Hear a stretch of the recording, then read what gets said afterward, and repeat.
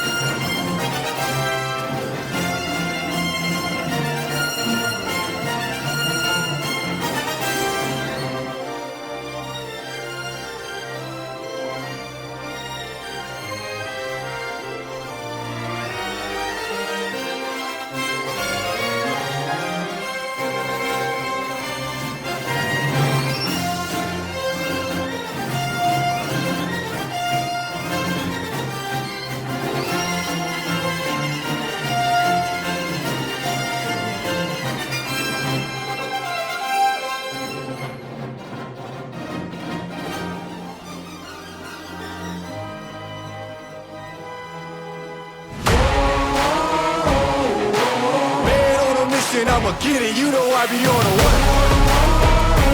Yeah. You know I be on the way.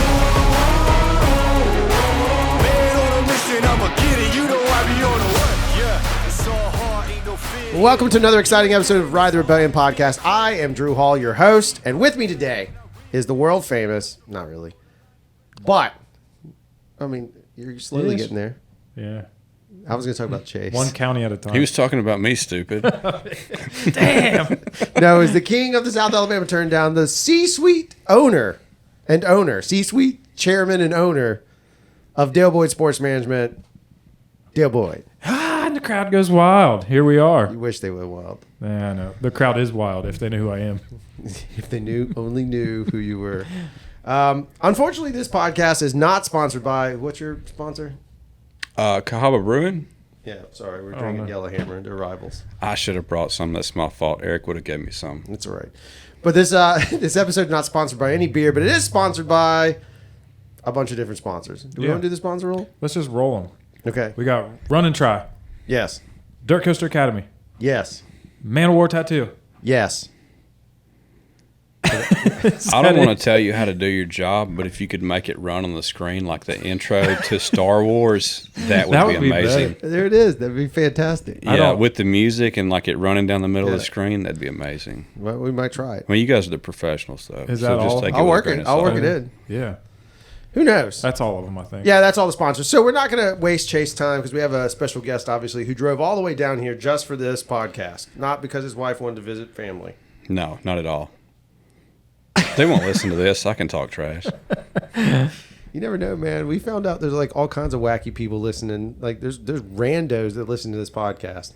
It's super randos. It's super weird when maybe potential sponsors. Were your numbers any higher on that storyteller thing? Because I shared that to everybody. I thought it was they hilarious. were. Yeah. I couldn't get anybody to give me an honest answer on Neither. how you portrayed me because everybody would be like, I think it was fair. And I'm like, that doesn't tell me anything. I don't think it was fair. I think it was hilarious. Yeah, in the beginning, it was very complimentary, and then it got kind of sadistic toward the end. And I was like, how do they portray me? And they're like, fair. Fair. I think, in fairness, that's me. Sorry, guys. In fairness, I feel like that's kind of the journey of getting to know you a little bit. Is like, I think at first you're very cordial. You're not going to bust my balls right out of the gate. Sometimes I do. I'm very, but like I'm within 30 selectively seconds you will. social. But for that first 30 seconds, you're very. No, cordial. he's like I was very cordial for 30 seconds. He's like one of those alcohol drinks that you just like sip on for a little while and then it's going down so smooth and all of a sudden you can't walk. You're naked. You're naked in the bushes. We're going streaking. That's exactly right. So part of the excitement that we have Chase on is obviously we walked all of his trails. We were too scared or I don't know what it was. We just couldn't handle it. So they're above our pay grade. But the exciting thing about having you on here is being able to talk about that, talking about B.U.M.P., talking about the history of things. But I think what also is interesting is how far, I didn't know about the feature scenario. Can we talk about that? Yeah, I mean, we can. I'm just saying, like, the progression that's happened up there. Yeah. With you, and it isn't about, like, pat you on the back, you're the king of the world. Maybe you are. It's not me. Like, I have a functional team. Right. Like, Will and Reagan are with me on everything. Like, if Storyteller hadn't a sponsored Storyteller Trail, it would be named Three Amigos. Like, I was leaning hard into that because me and Will and Reagan do everything together. Right. And then like we've got several new board members that weren't on the board then, but they're all very functional and they have skill sets I don't have, and they balance me out and keep me from cussing out people that I shouldn't. Which, if you have not yet spent time or had a chance to meet Chase, I would think that a good word is we were talking about Tannerite. I kind of feel like you're Tannerite. Because you come in slow, and it's good. That'll be my Strava profile name next. It'll be Tannerite. Tannerite. That's perfect. And then if you come in hot, and you come in fast, and you come in hot, you might explode. Yeah, that's fair. I might have a bit of a temper at times. But the funny thing is, though, that we've seen progression. So what I thought was interesting was one of the things you mentioned was that there was stuff obviously, Oak Mountain's been, I don't know how long it's been around as a trail system. I mean, we've been building those trails out there since the 90s. This bump and grind is our 29th. So we've been around that long. I looked at, I can't find any deep information on the beginning of the club, but I know we've been around at least 30 years. I've got our official 501c3 stuff from like the early 2000s, but we were well around before that. So you'd have to find somebody older than me. I've only been in this I've been riding for 10 years or so, right, and probably involved for the last 6 or 7.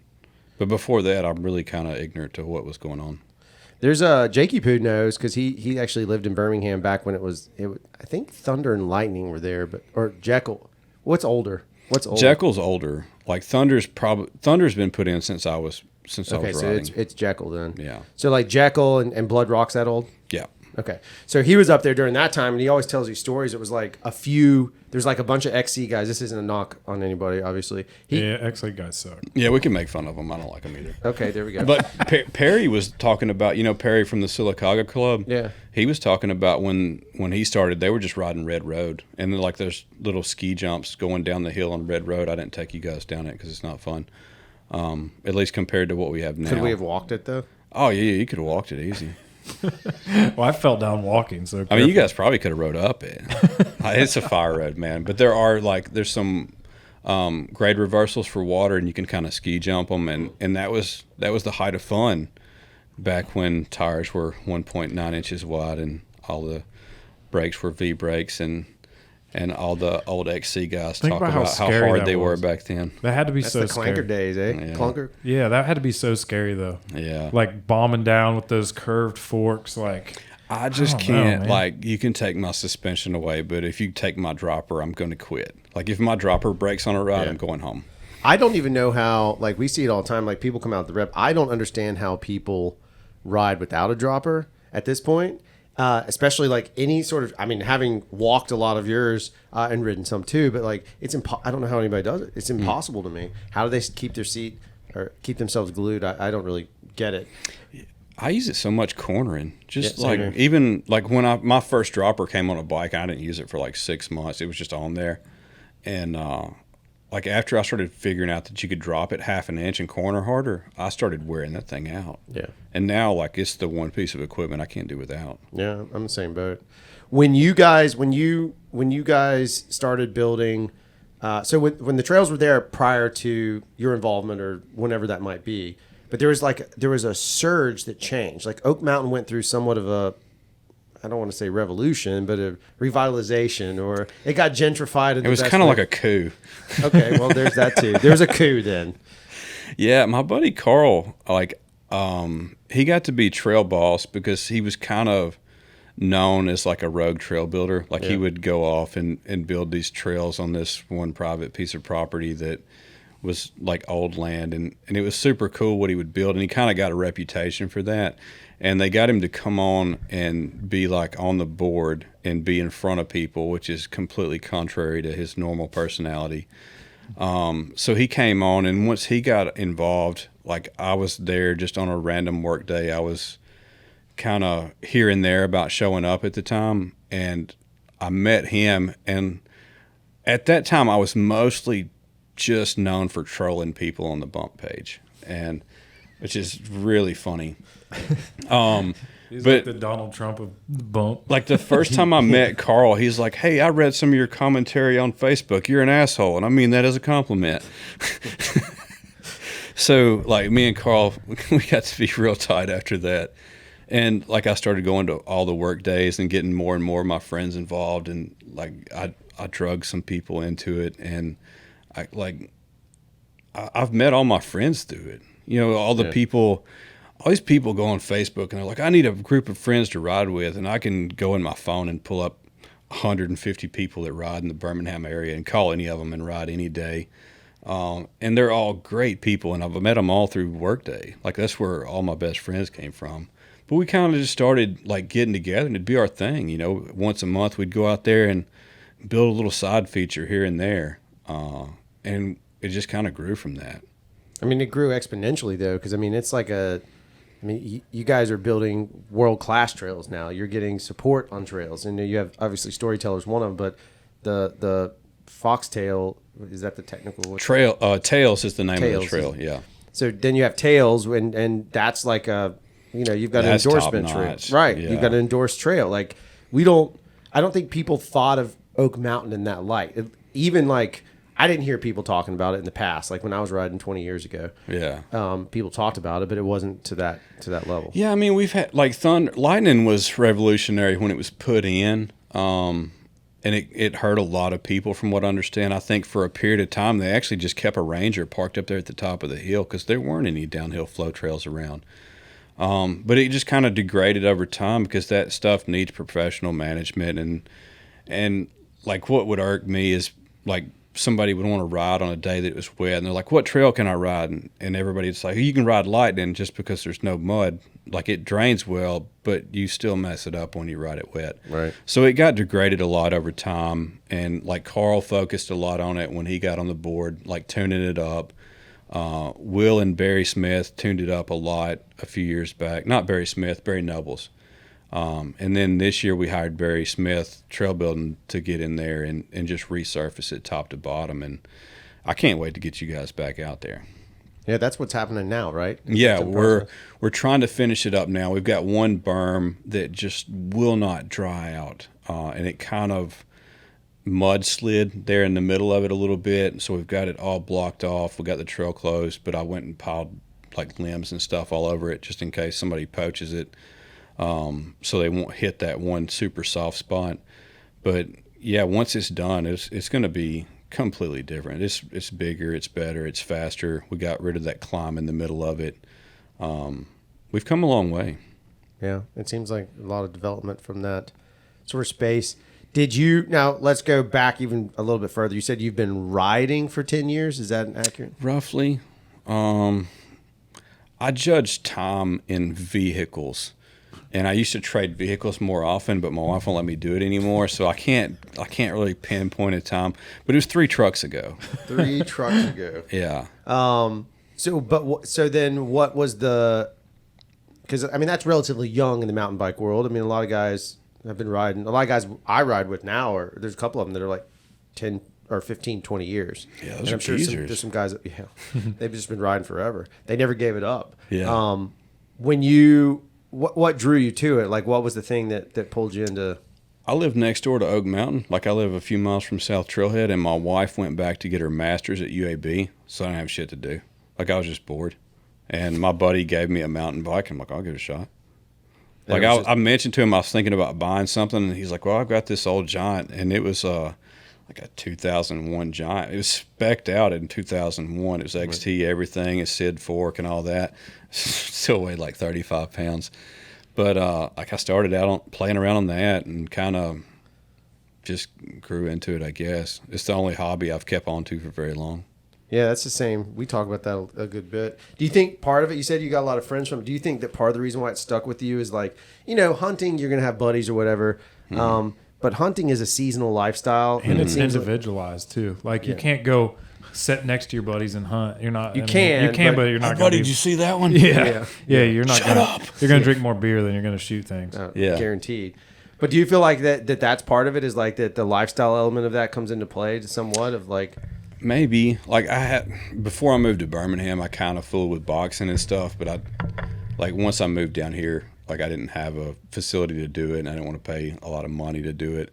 So I just kind of backed off on that and became a couch potato for a while. And Then when she started going back for her master's, like I said, I was bored. So I got into it, and it was very solo for me in the beginning. I rode by myself, and I still like to ride by myself. But once I started getting in shape, I thought I was fast, and I jumped in with a ride with my neighbor who's like 30 years older than me, and some of his friends who are also 30 years older than me.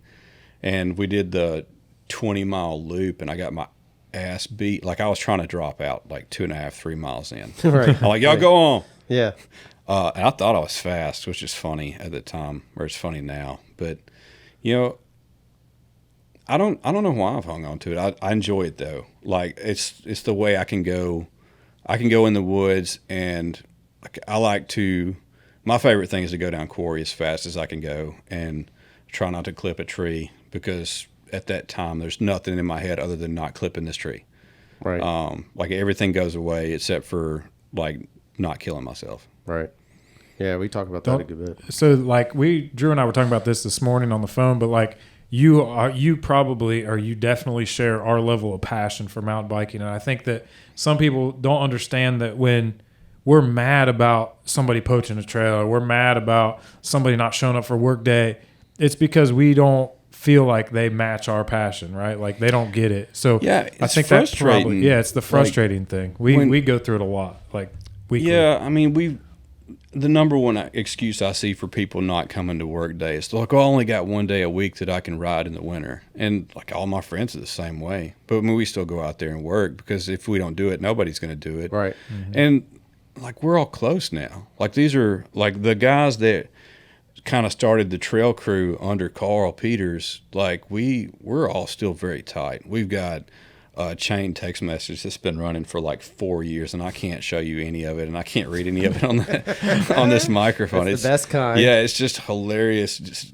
idiotic stuff of us going back and forth. Like my wife will pick my phone up, I'm like, put that down. Right. And she's like, what do you got on here? And I'm like, I have no idea what's going to come through in text, so just don't touch my phone. Right. Because it could be anything from these idiots. But like we're all very close, and I don't get why people don't help out. Like it is frustrating to me, and the people who complain are never the people who help. Oh, that's always the case. I mean, we run into that.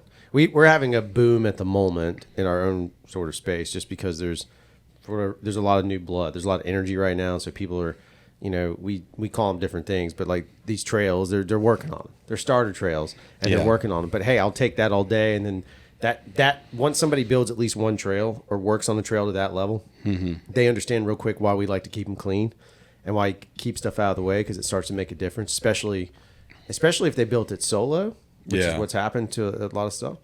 Do you find that like when it comes, because one of the challenges that I think is interesting in your case is you have to represent the entire group of riders, and you guys have a lot more members than even our local Samba group. You guys are. Yeah, I don't like being the public face of things, because I have a short fuse and I curse a lot. So it's actually that's where my passion is profanity and sarcasm. Right. So I don't really like trying to be the public face of it, but I wanted it done a certain way, and I thought it needed to be done a certain way.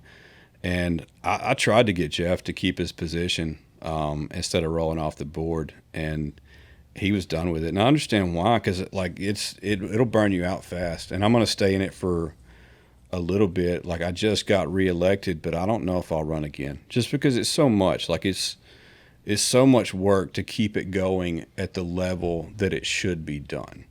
And it's an unpaid position, and it's a thankless position.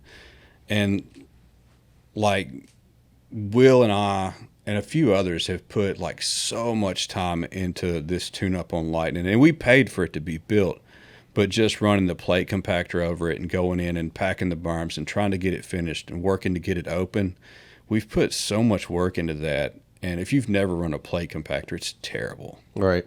Especially if you're trying to run it up a berm. Wow.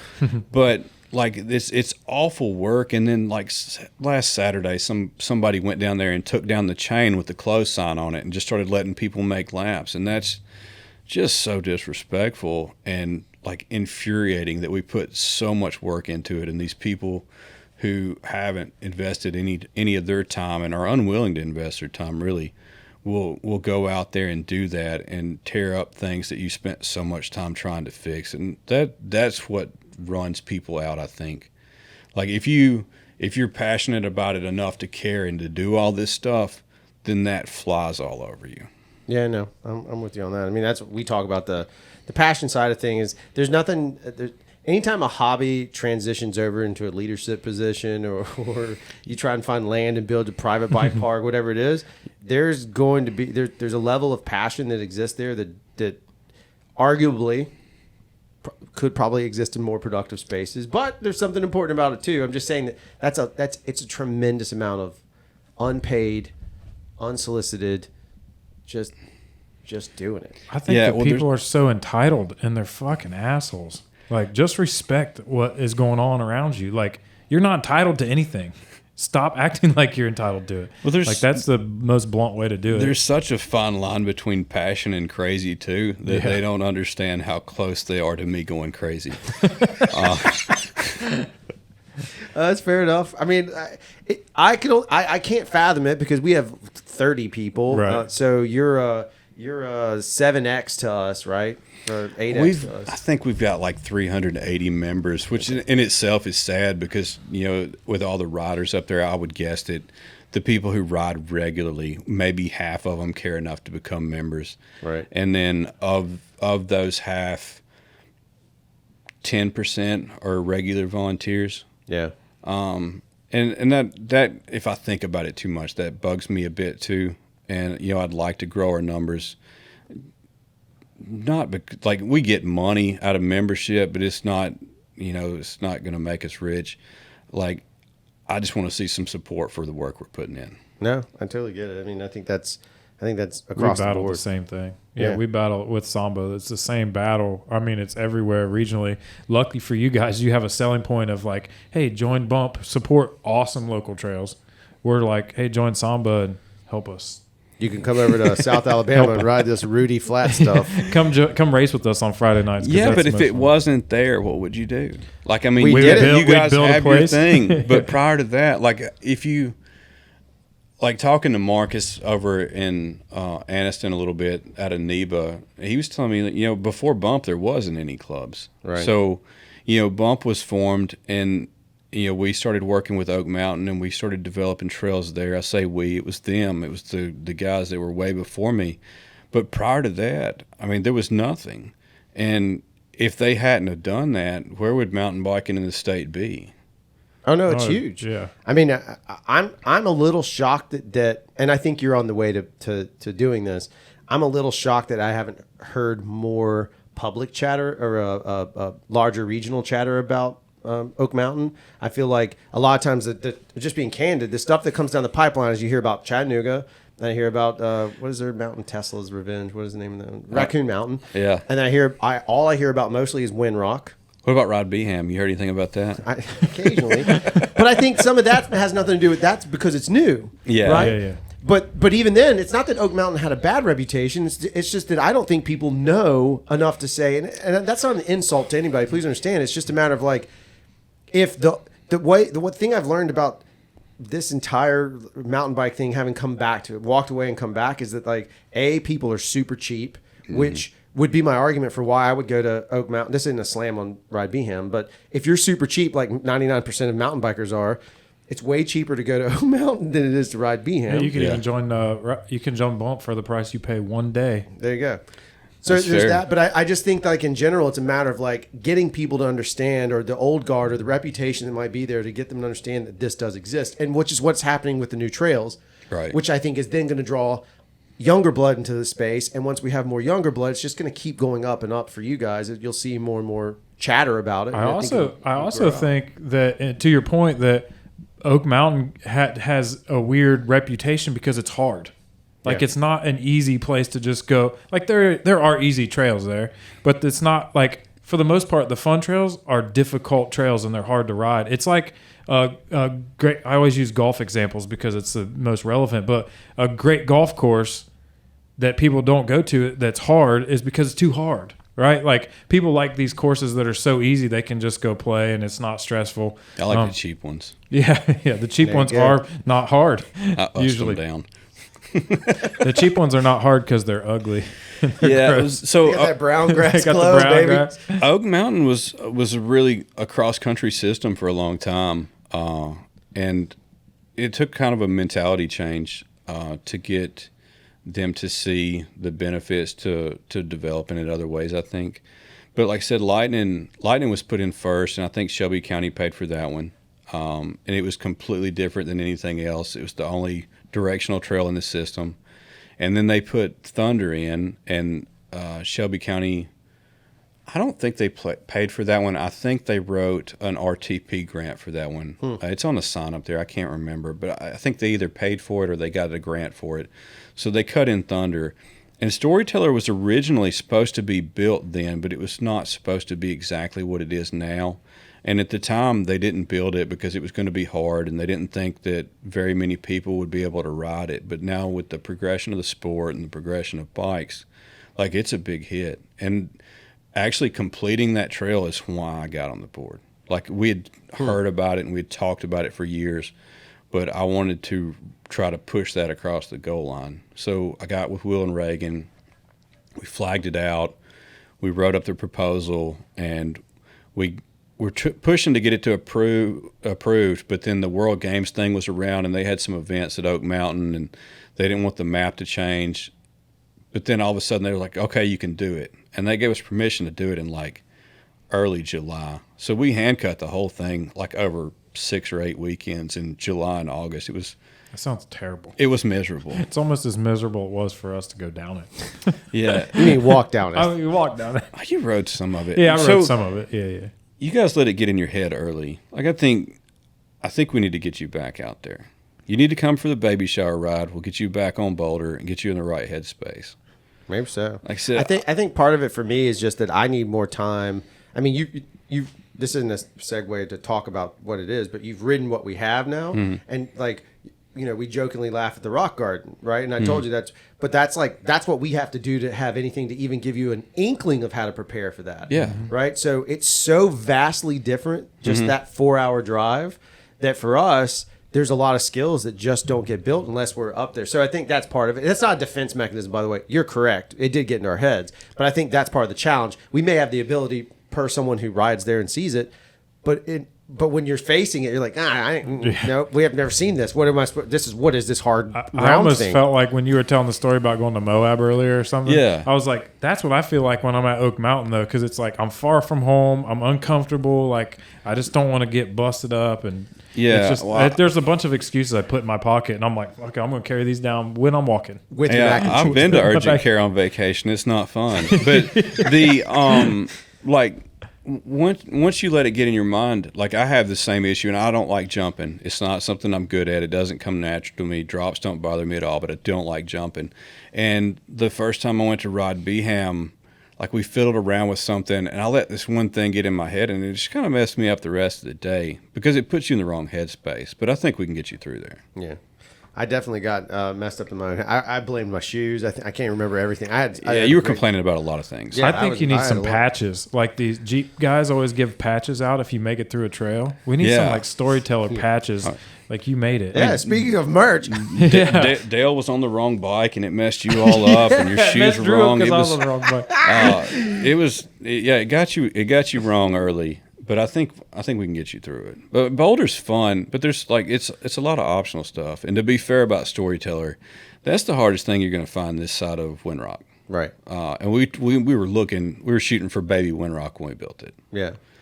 I mean, it's gnarly. There's no doubt that if that's baby Windrock, I mean, in my brain, it's like, holy shit. Like, you know, again, the cameras don't do trails justice. So if that's baby Windrock, and then you think about what like the UCI guys are doing and gals are doing, that's like some legit beast mode shit that my brain can't comprehend, right? Yeah, if it looks steep on video, it's awful. I mean, it's awful. It's Yeah. just one of those gnarly things. Do you find that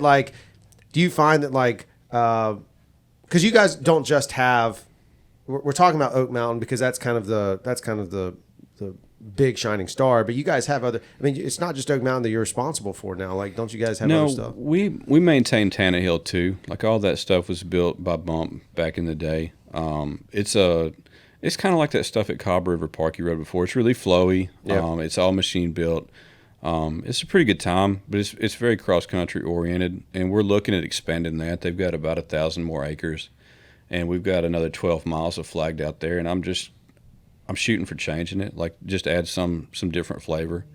I flag for downhill fun, and then for some reason there's like this ridge that's just rocks from one end to the other, and I flagged out a line on it, and we'll probably have to rock bar a bunch of boulders around and try to connect them up and link them into like a technical boulder type trail. It won't be any like big boulder features, but it'll be a lot of punchy rock stuff if we can get it approved. We still have to go through an archaeological approval and a Forever Wild approval, and then I got to get enough volunteers to go out there and hand cut and rake and ride roughly 12 miles of trail. And part of it's going to be machine built, just because it'll be such a steep side slope that it won't be tenable with a rogue hoe. Right.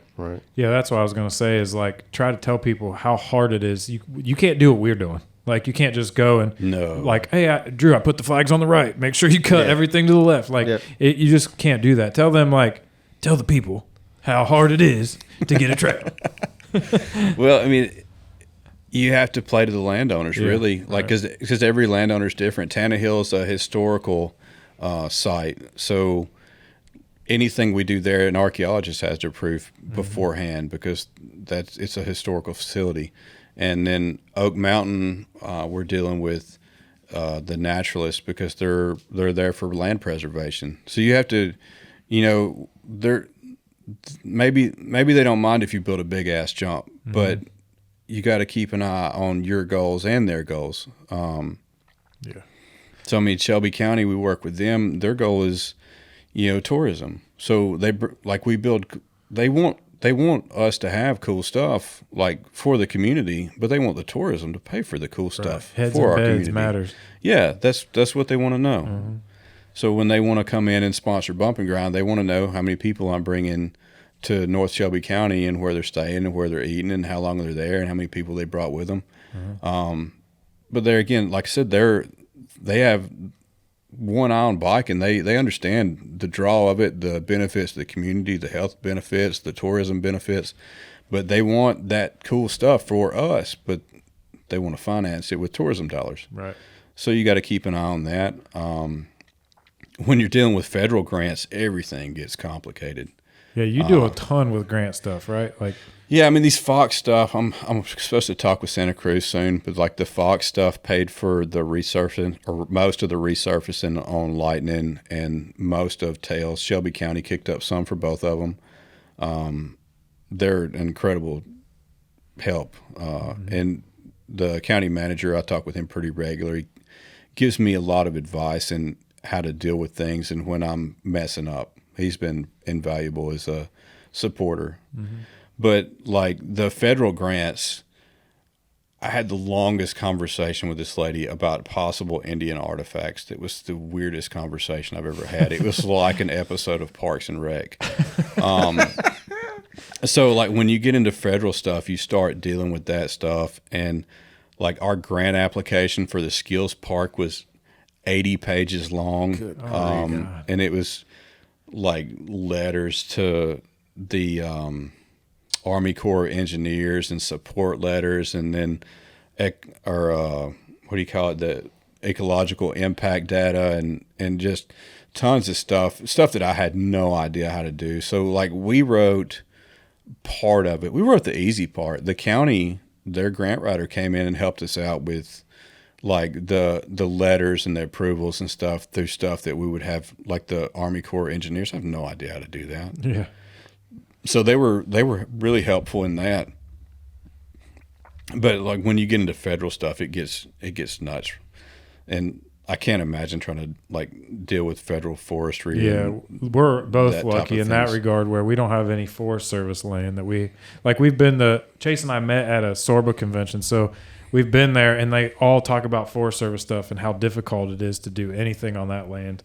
Yeah, I may have to start diving into it because that COGS group came on as a bump subchapter. Oh yeah. And like I've started kind of talking to Perry and Billy a little bit about, you can ride the Pinhoti in Georgia, but you can't ride it in Alabama.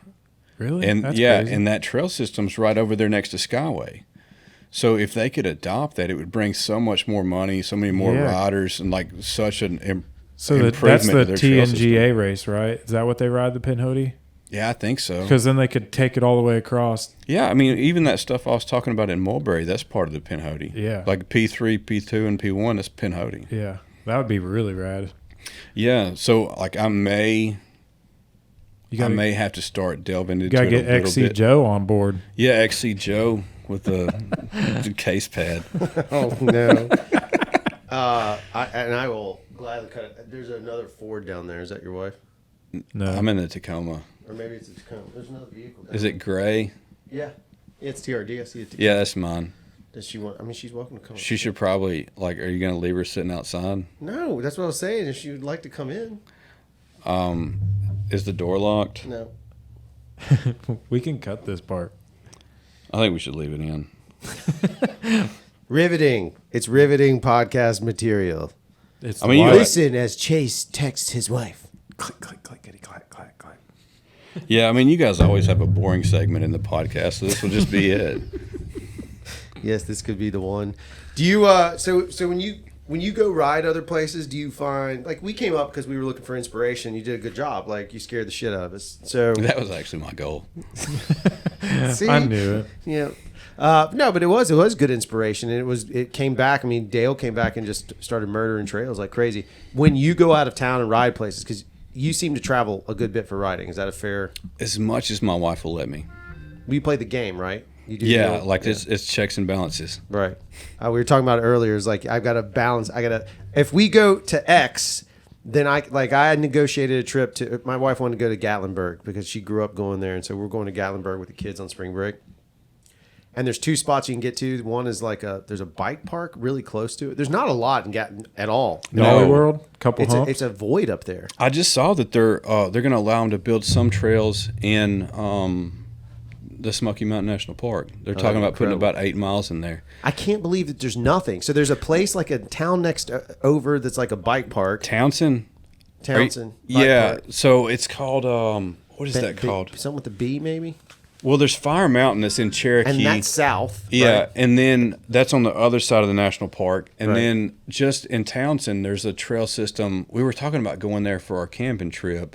But it's like a bike park though. It is. It's like you paddle up, but Yeah. it's bike park. And Shaggy built half of it. He's That's the one what they that built said. Tails. And then they brought it up. And I was like, well, I know who built this stuff. Then they interviewed him. He was on camera. Oh yeah, I asked him if he wanted to be on your podcast. He's like, I don't want to fucking talk to people. Well, I mean, when you guys go to spots like that, do you find stuff? Or are you there just to ride? Can you separate your brain? Because me, I can't. When I go, I try, but I'm making little notes in my brain the whole time. Even if I'm bitching about stuff. I see things and then I see them on, like, when I'm walking trail, and I'm like, man, we could work this out. But then, like, there's a different level of that too, because when I took Shaggy out there to walk the flag line on Tails, like, he did some things completely different, like we had not even considered him, but that guy's an artist, Right. but like most of the time I just try to like zone out and be in the survive and go fast. Survive and go Yeah, fast. everything go away, survive and go fast. That's what I did when I rode with you guys at Coldwater. Like, I had no idea. I kept asking Kevin. Because you said, just stay on Trey's wheel, you'll be fine. I kept asking Kevin. I was like, am I going to die? Because I had never been there. Kevin's like, I don't know, man. He's going pretty fast. Well, so that's what I like about Goldilocks is you don't have to mess up to get hurt. Man, That's my that favorite trail's trail out there, just because, Dude, like, it's it's so so So you're drawn to you're drawn to the high risk scenario. not like I don't. I don't mean like big gap jump, but you're I drawn don't like that stuff, but I do like if I'm not scaring myself, I'm not having fun. Interesting. Like the Quarry Trail is going to be similar to the stuff at Coldwater. It's very chunky, rocky, and fast.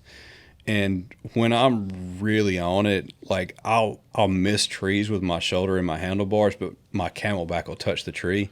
Right. And I don't know how it's possible, but that's how I know when I'm like completely in the zone and just gone. We are not the same because I always say it's when my love handle brushes the tree. My That's when I know I'm camelback going sticks out fast. further than my love handle.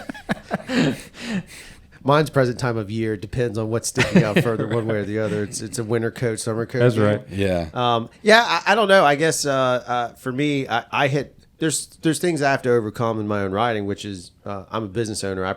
I'm basically unfortunately in the business part. It's not being the owner is the problem.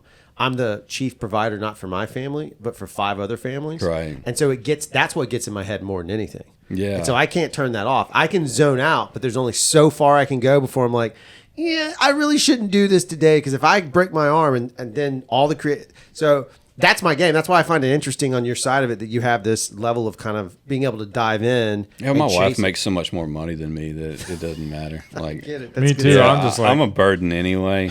So, so if I'm needing another surgery, and I've got that punch card at Andrews Sports Medicine, that comes in handy. Yeah, it's every 5th you get one free. It's one of those kind of deals. I'm almost up to a free surgery.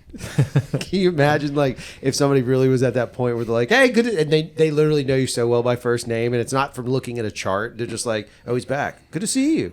Yeah. My son needed another year of college. I appreciate it. yeah. Yeah. That's kind of like, I had a couple of sinus surgeries last year, and it's kind of funny you said that because, like, they said come back if it starts bleeding a lot, and I was like, what's a lot?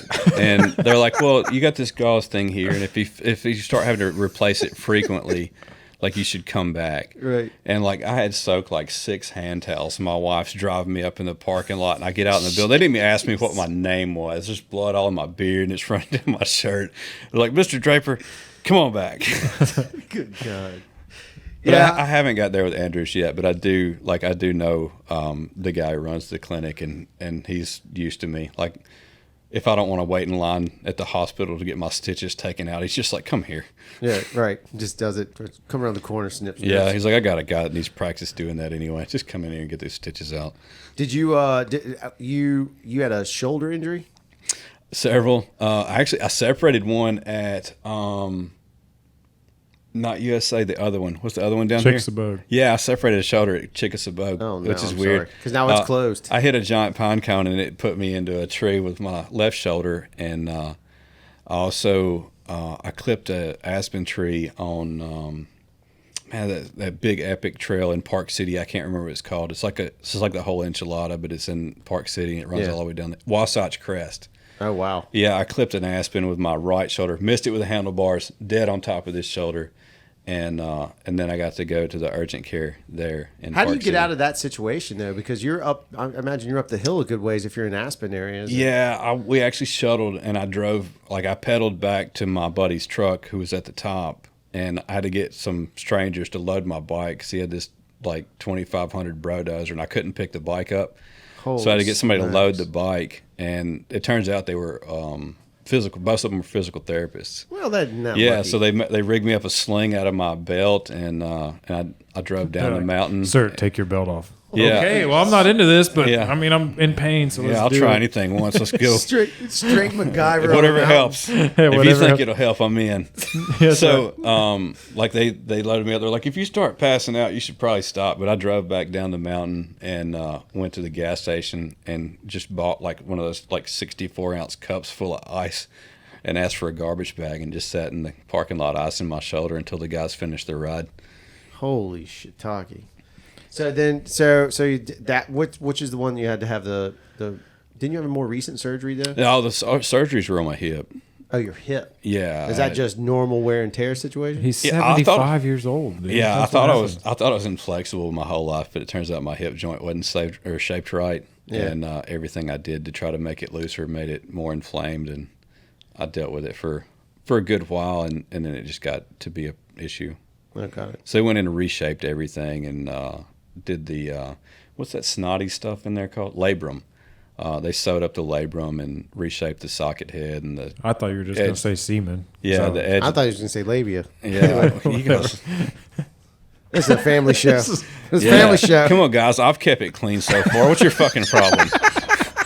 Well, Get it together. I mean, we it's gotta our tee it son. up. I mean, hey, listen, we're a at year this old. point- We can do what we want. Yeah, we're 45 in, we're so toddlers. we're golden. Yeah, we're fine. We're toddlers now. Yeah, well, they went in and reshaped everything and put it back together and knocked me off the bike for a bit, but it works now. Now I can walk without it locking up. Well, I can't. I can walk a ways without it locking up. My wife and I went to Rocky Mountain National Park and we did a 9.5 mile hike. Bro. And I can tell you, it takes less than 9.5 miles to chafe the shit out of your gooch. Yeah, boy. And also to mess my hip up. Yeah, boy. Yeah. Yeah, that. On the way back down, my wife's like, "Are your feet hurting?" And I'm like, "I don't even know I have feet. My gooch is raw and my hip won't work."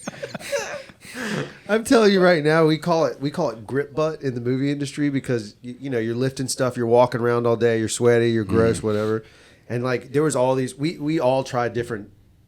Everybody had a different thing. It was Boudreaux's butt paste. It was all, and the one that settled after doing it the wrong way is just the yellow Gold Bond. You can't use the blue Gold Bond. If you put That's the blue foot powder, dude. That'll burn. it hurts like hell from personal experience. I'm talking about if you think you felt a burn before, just throw some blue Gold Bond right on the giblies. Boom, done. I've got worse stories, but we won't share those on there. I'll tell you later. Fair enough. Yeah, so I just think it's interesting of that. It's one of those times where sometimes I feel like outside of being around these organizations, like you know whether it's B.U.M.P. or Samba or hell, in fairness, Sorba or IMBA, a lot of times we forget that, or sometimes it's easy to assume that those guys and gals don't ride the way we ride. Mm-hmm. But what I think is really interesting about your case is that you're one of us, and that one of us is now in this position, and immediately it's not that like we were right the whole fucking time, but it sure does seem like we were right the whole fucking time. Yeah, well, nobody can believe I made it to this position, and I'm one of nobody. Like I can't. I'm the moderator of the bump page, and I'm also the reason that your comments have to be approved before they're posted. That's 100% true. Like I got it locked, and now I am the moderator. That's fantastic. So he sends his own messages to himself, like, "Should I? Nope." Yeah. Do you Burner ever have your account. wife screen anything? Do you let her screen any of your stuff before you do it? Every once in a while, I'll be like, "Hey, can you read this ahead of time? Because I'm about to say something gnarly." No, I try not to bug her with the bike stuff. Really. Yeah. Will is a good sounding board. Reagan. Like sometimes I run ideas by Reagan.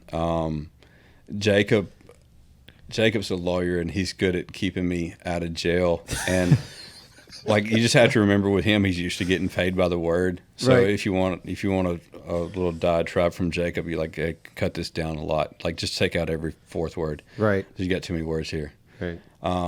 But yeah, like I try to balance things out, but I sub out my trolling now. Like that's the like to maintain the public face. He has and human to- burner accounts. Yeah, Yeah, and that's to stay above the fray. Like that's actually the hardest thing about managing the club for me is I can't troll people. I can't call them out for wearing clip-in shoes because those are for spin class.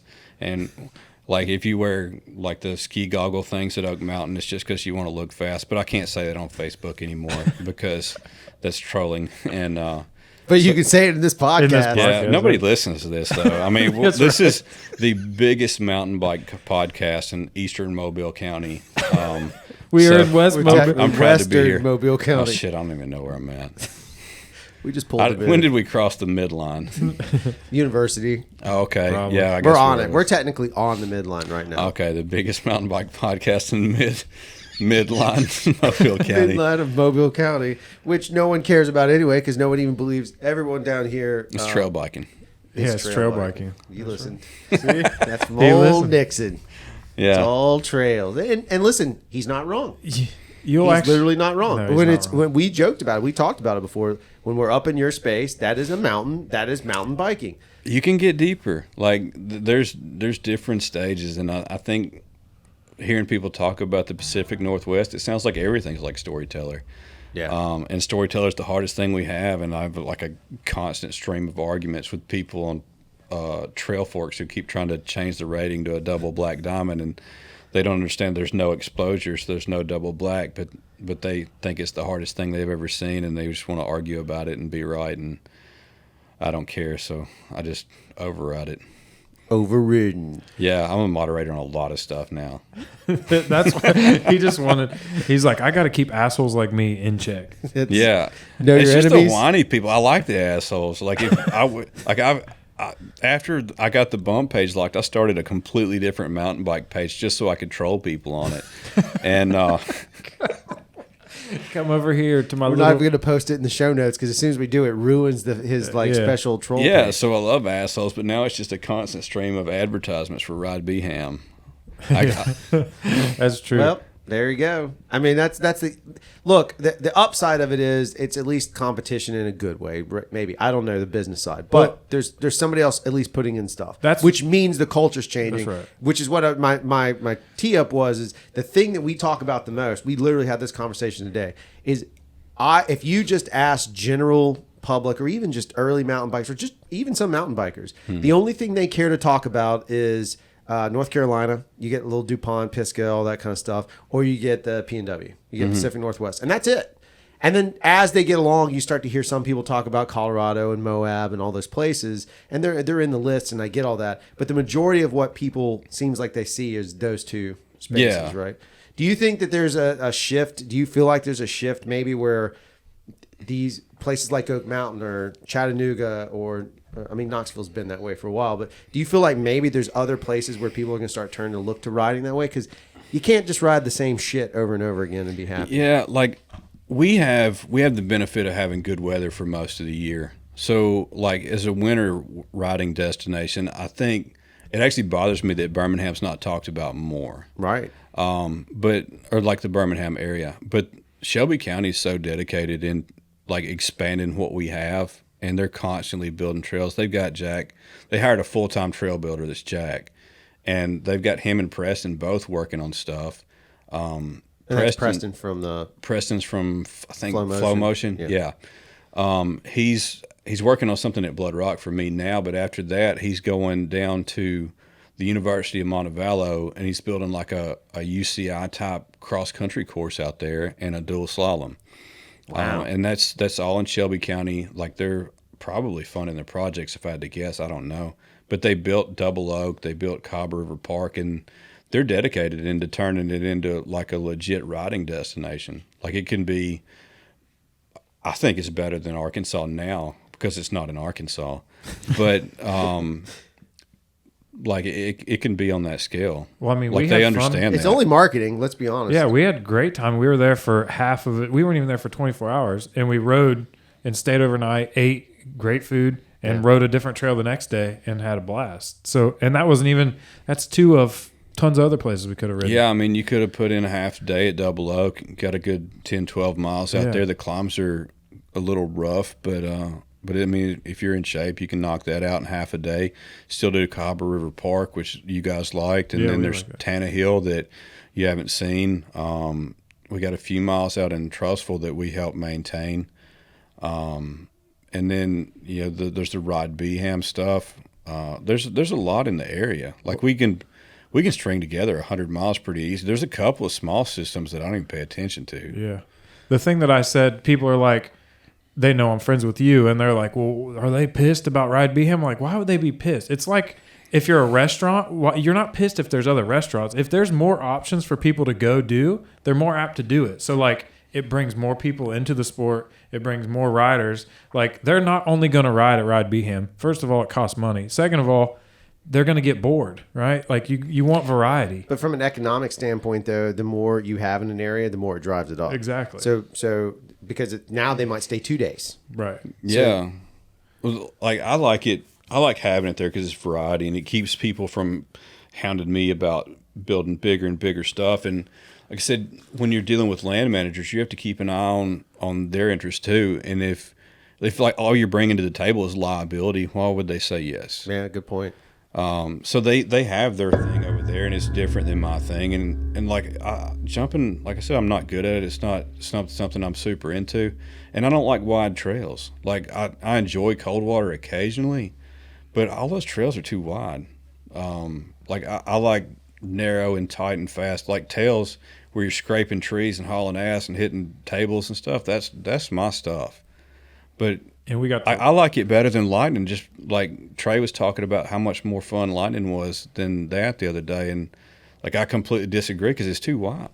Like Right, I could drive a interesting. 4-wheeler down it; it doesn't scare me. Right. Like I like to duck and twist and move my body to avoid trees, and if I'm not doing that, then it's too wide. It's interesting. yeah, and I think Tails. But for some reason, I do love the desert as well, and there's no trees there. It's a contradictory statement, I guess. Well, Tails was awesome when we rode it because it is so tight, and it is like you have to be able to ride your bike. You know, like I think that people maybe somebody got pissed because I said that ride B.U.M.P.ing is like a golf cart. You just get on it.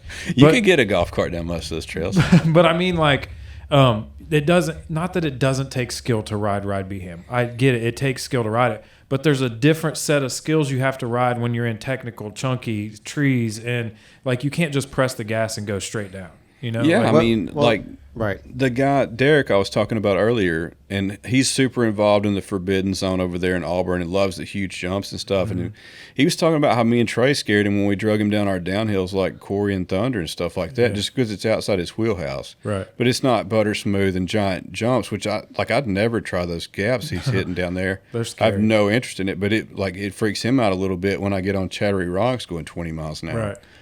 So I think it's everybody's interesting into a because different thing. I think it's interesting because it's a skill set issue. That's right. Right. It is. Like you can go. I'm not saying you have to have skills to ride B.U.M.P. You Yes. have to be able to hit those jumps. Mm-hmm. But it's a set of skills that's universal. You can learn to jump anywhere and then go jump. Right. Mm-hmm. Now I know they have some trails with some rocks and other harder stuff. But if you go like.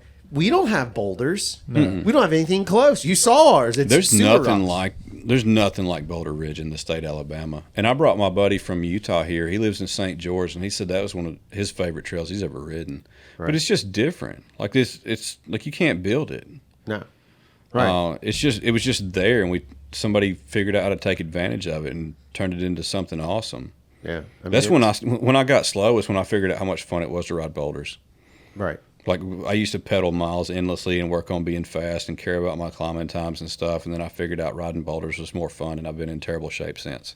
I feel like biking is a progression like that. It's weird how when we all start, we want to go super fast and super far, and then you get to a point where you're like, I'd rather just have fun. Yeah, 'Cause training sucks. I just want to play. I just want to, I just want to have fun on my bike, and I feel like running is now what my sucking. Like I'll take running, and that's where it'll suck, and on the bike I'll just have fun. Yeah, that's where I've been there for a few years, and my fitness is just miserable. Yeah, I don't know. I guess I enjoyed. We had to build XC stuff because I missed at least getting some pedals in. That's the downside of what we have out there, and I can't stand riding it. It's not that I have an issue with it. I just don't like riding it south because Yeah. it's just to me it's just it's too traily. Yeah. It doesn't feel like I'm doing anything interesting, and so my brain goes numb, and that's not a good spot for me. I need to be focused on the ride, not like. I literally start thinking about work, and it just that's the opposite of what. Yeah, I'm that's after. what I was talking about, the stuff where you're going too fast that you don't have time to think about anything Yeah, I else. hear you. But Right. yeah, in the summer, I can actually get out to work, or after work, I can get time to go ride. And those rides are typically just 7-8 miles somewhere around the South Trail out of the park, just pedaling for the sake of trying to not buy bigger pants again. Right. yeah. Right. And when I go somewhere with my friends, I don't want to be the weak link. That is it, I don't too. want to be the guy who's stopping us from climbing that hill or going to the next spot. I don't want to be the guy that people are waiting on. So you have to maintain some fitness. So you need those trails. That was what was cool about Coldwater is I think we didn't have to wait on anybody. And that was pretty fun. What about when Nick Spain broke his bike? Well, yeah, he destroyed his bike though. Yeah. We did have to wait on him. I forgot, but Yeah, that it took wasn't forever. because of a fitness problem. It was because of his fitness himself through that gap. Yeah. You know, when Abby said how he said he says he broke his foot every time he wrecked. Yeah. Yeah, he's actually got a broke foot right now. Yeah, he kept saying that his foot went through his derailleur or something. And you're like, come on, let's go. We ain't got time for this. Yeah, it'll still work. Yeah, it'll be fine. He crashed violently though. He was right behind me, and all I Yeah. heard was like That chaos. tumble sound. Oh, it was just yeah. chaos behind me. I don't know Yeah, what we it was. stopped, and Dale's like, I think the guy behind me wrecked. I'm like, oh, he'll be all right. It was bad, and it was on like we were on what is that? Bomb Dog. Bomb Dog, and it was on like the rocky ridge where it's Oh, just yeah. a drop off and rocks, and we were flying. I mean, we went fast all day. Nick but- Spain's a madman, and He he's rides so hard. destructive. Yeah, He just trashes stuff like Yeah, goes through bikes. Like it's like you put a caveman on a bicycle, like, and gave him meth or something. Like he's but nuts. dude, I rode behind him a little. And no one corners harder than he does. No, like he he can't run tubeless because he blows the tires Yeah. off the rim. Like, I was thought he was behind full him. of crap, and I talked to Chuck about it, and he's like, "No, that's legit." Yeah, I was behind him and going in the Holy corners, and I was smokes. like, how's he gonna make this corner? Like, I'm on my brakes, and he's just like, woof, like ripping through him. I'm like, yeah, I'm gonna slow down. Him for and that. Carl's really good too. Have you guys ridden Thunder at Oak Mountain? I haven't. Okay. Nope. Well, there's like I'm pretty quick getting down that, or I was at the time, and I went down it with Carl one day, and there's like these two switchbacks that are like just like 6 feet apart from each other, and Carl passed me on the inside of one of them one time. But he's got the same weird technique, like the moto technique that Nick has. He'll just plant a foot and swing his bike and be gone. It's so dangerous. My leg hurts. Yeah, like my knees won't take that. No, it's bad. But just getting to ride somewhere with people that are used to riding that, like coming from us riding sandy, fast stuff, it was totally different riding style. And I mean, maybe you saw, because you got to ride with us today at the Reb, and like getting to see what we ride all the time and like the speeds that we ride it at, like it's a totally different riding style, don't you think? Or do you Yeah, I agree? mean, you don't have enough elevation to get up in the 20s, really. Like, if we get 20, we're like, hey, I hit 20, 22. Yeah. So 22 is Well, you like, can't, usually, I mean, the max that I typically can get if I'm hauling ass down tuna sub and you're pedaling too. yeah, you got Yeah. to pedal. So you're pushing for it. It's like I think I've gotten to 22.3 or something, but that's pushing. Yeah, well, like the way you guys have kept it real tight keeps it cool. Like where they do those mini Indy carts, like the Indy tracks for golf or go karts, and it feels like you're going 100, but you're going like 30 because it's so tight. Yeah. Like you guys have kind of capitalized on that and kept everything real tight. So if like you still get the effects of speed, and you're still having to move and dodge and duck, but you're doing it kind of at a little bit lower pace. But it's like it feels the same. Once you build on that, like you'll feel comfortable on the tighter, faster, longer stuff, just because you're used to like the body positions and moving around. Right. And reacting quick on the fly. Yeah, Because the sand is as slippery as some rocks. So sometimes like- it's just like, whoop. Some of that one little loamy turn you guys just put in was freaking me out every time we came to it. Well, that's always the fun. Yeah. Somebody scalped it. We called it scalping, and somebody scalped it too early. It's like, don't scalp it. Oh, damn it. It's scalp. Because as soon as you scalp So- it, it just falls apart. Since you're probably the most honest person we've had on here, what's your opinion of it? I like it. Like Because you've ridden a lot of places. You're going to be the most blunt with us. How if about I that? lived down here, like I don't think I could do better. Yeah. I mean, you don't have mountains, you don't have big rocks, and you wanted somewhere to do like your thing. And the little jumps you got, the drops are great. The flow's good. It's real tight, and like your progression, you're getting better. You're kind of growing what you got there, and you have what you have. You made the best of it. I think it's great. Like if that land was in my backyard, I'd probably have something similar. Yeah. Did you want to shamelessly plug anything? Because you got some bump merch on your body right now. Oh yeah. Well, I was when you guys came up, I spent most of the evening trying to sell you bump gear, which I thought was hilarious. You tried to sell us It was that everything. the bump cloak or whatever the fuck it is. yeah, It's the Dread Pirate Roberts cloak, and I don't know. I like being weird for the sake of being weird, just to see if anybody will call me out on that. I like the idea behind it. We have Bump and Grind coming up in June. That's going to be a huge event for us. It's going to be our first full enduro. We've got Fox really invested in helping us this year with it, so they're going to be on site.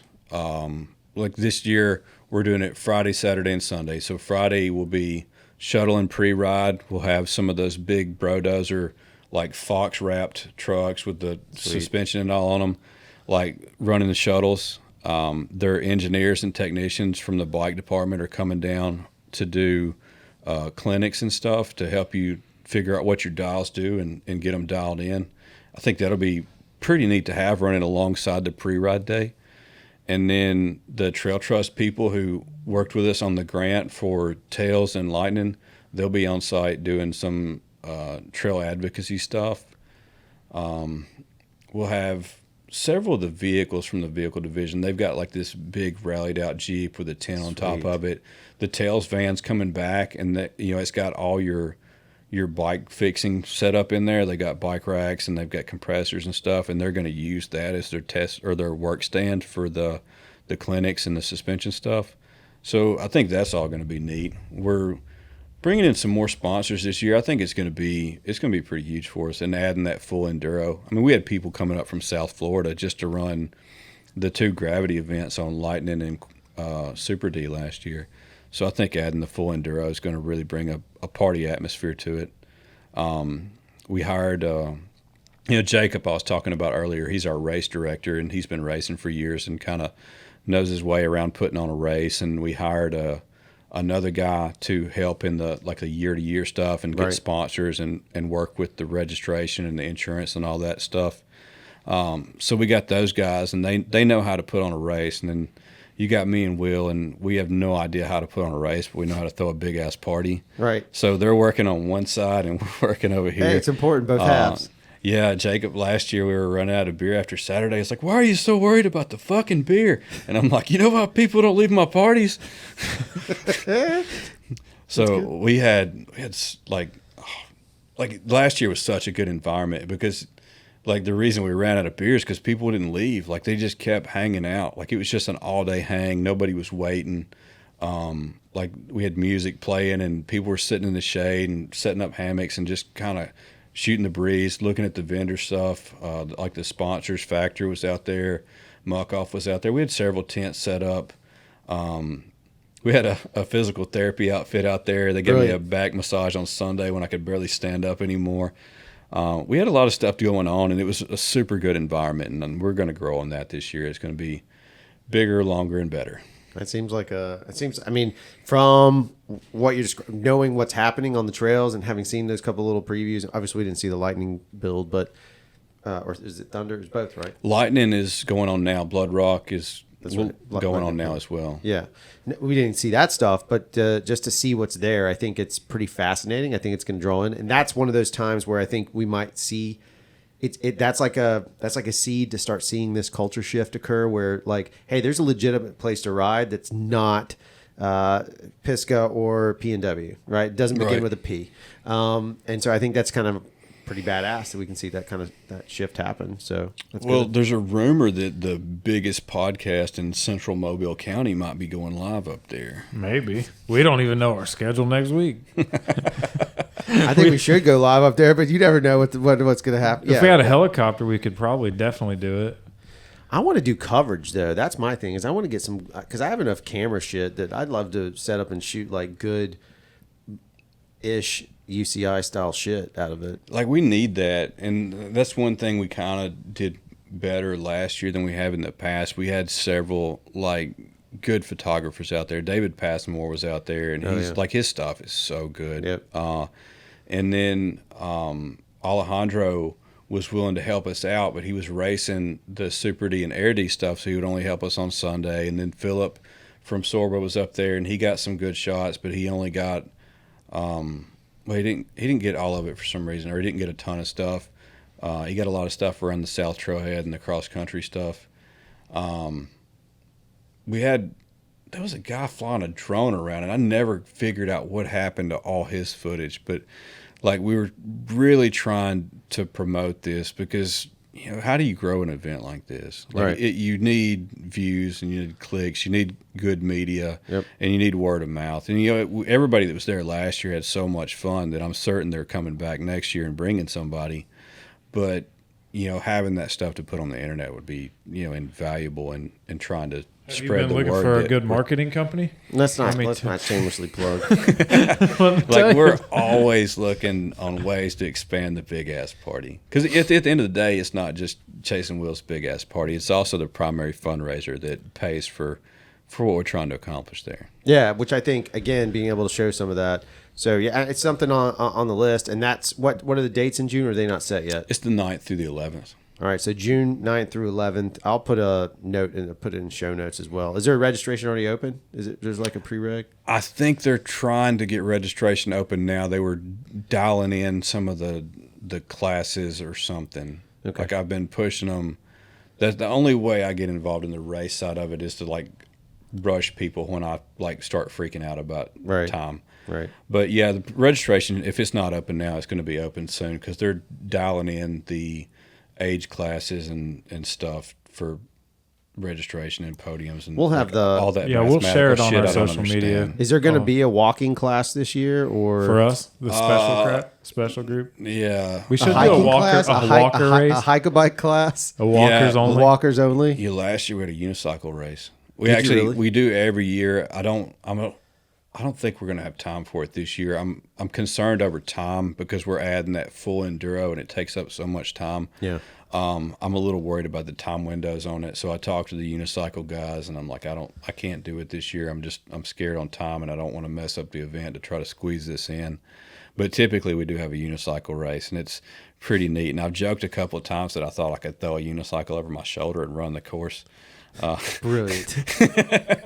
And take first. Wouldn't that be fun though? Like a walker race where you have to like push your bike. You cannot ride it. You Yeah. have to walk it down. Yeah, That'd be kind of silly, wouldn't it? That kind of happened. We had a guy. He DFL'd a couple years back. He had some sort of mechanical, and he walked the last 8 miles of the course because something about point. I don't understand racing, but apparently you get more points for DFL than DNF. Oh God. So he just had to finish to get the points. So he walked like 8 miles pushing his broken bike, and the sweeper was behind him riding wheelies and being a patient angel because I would have lost my shit. Holy smokes. Well, that's what I said last year. I signed up for Bump and Grind, couldn't come because it's baseball with my son and stuff. But I think I messaged you and was like, "Would you please put DNS, not DNF?" Because I don't want to look like a bitch. Like I did not even start, so I did not finish. Yeah, I like DFL better. Dead fucking last. Yeah, dead fucking last is best. Love it. What about is there if people want to find out, they can go over to the Bump. I'll put the link obviously in the show notes. But is there, you guys have a merch store? That's where we started with this rant. So Because your merch helps you guys, right? I don't actually run a web store because I don't like trying to force fulfillment onto like a member or a board member because like mailing the stuff out and taking the orders and dealing with inventory is an issue. So merchandise is typically like I'll order a handful of it and we'll get rid of it pretty quickly. At work and days. Yeah, and I've got a few things left. I got a handful of extra jerseys and some flannels and T-shirts and hats that are just kind of in the shed, and I'll put them out at work days. But Bump and Grind info, I think Bump and Grind Races is our website, and then you can also link to it off bump.org, which is our main website. And we're currently in the process of making that cooler. Like we've got a real web builder that's working on Sweet. bringing the level of our website up to the current level of our club because it's lagging. Oh, that's good. That's good. Perfect. All right. Is there anything else we need to know before we set you free? Fuck. There it is. There it is. And just remember, maybe I should do what Chase Draper says. There you go. That's what we'll go with. And just remember what Chase Draper says, always says. Fuck.